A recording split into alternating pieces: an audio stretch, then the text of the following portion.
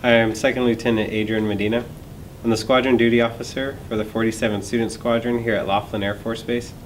I'm currently awaiting pilot training, and I'm from San Antonio, Texas. I was a single-parent household. My mom took care of me, my brother, and my sisters. It was obviously challenging, only having one parent. I definitely was looking for male figures to emulate, so I kind of looked towards my teachers and coaches, and eventually joined ROTC in high school and started copying my instructors there. And that started in middle school. My sisters moved out of the house pretty early on, so I saw them, kind of thought that they were abandoning family. It wasn't until I was older and mature that I realized that they just were developing their own families and had to take care of them. My brother eventually developed his own family in high school. He dropped out of high school. So again, young-minded, I was like, wow, now I'm losing my brother as well. So then I was just in the household.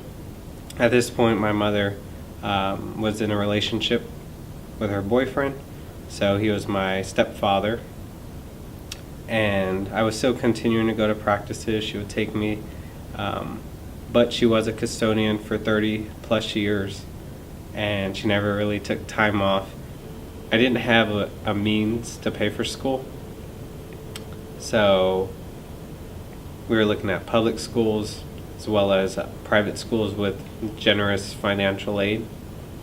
I put into scholarships, put into all sorts of organizations to get some kind of aid.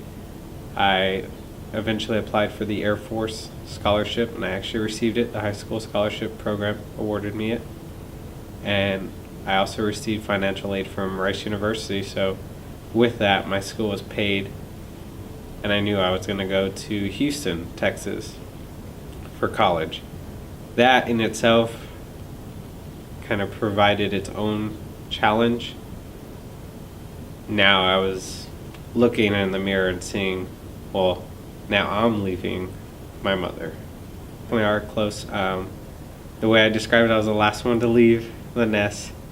So I definitely got to help her, and she helped me develop.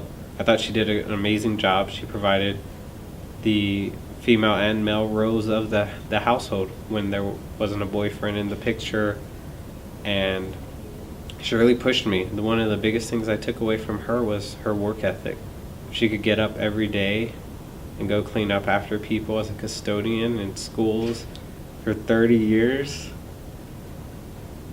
I knew I could at least appreciate it and use the gifts that she provided me, the blessings I received, and I wasn't going to waste them, because she came back from school and would share the stories of people that were wasting their blessings and getting written up or arrested at the high schools for silly acts.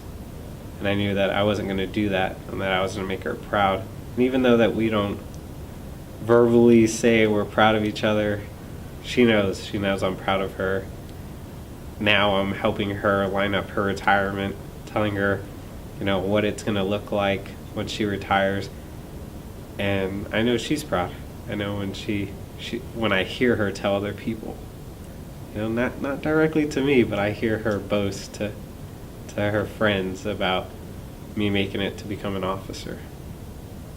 Even though I feel really, really blessed, I like to remind myself to be humble, because I'm not the only one here awaiting pilot training. And there are people facing way more barriers or harder obstacles than me. But I am proud. I am very proud.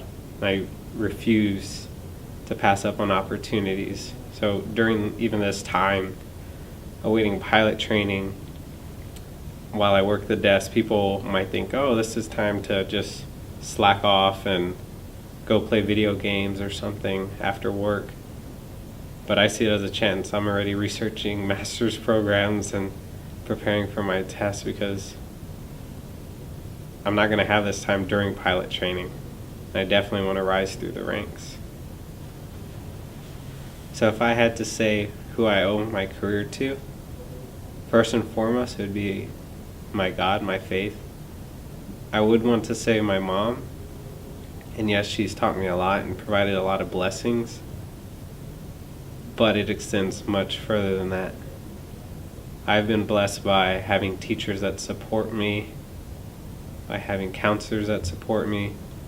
I joined summer programs in 5th grade and continued all the way up until 11th grade.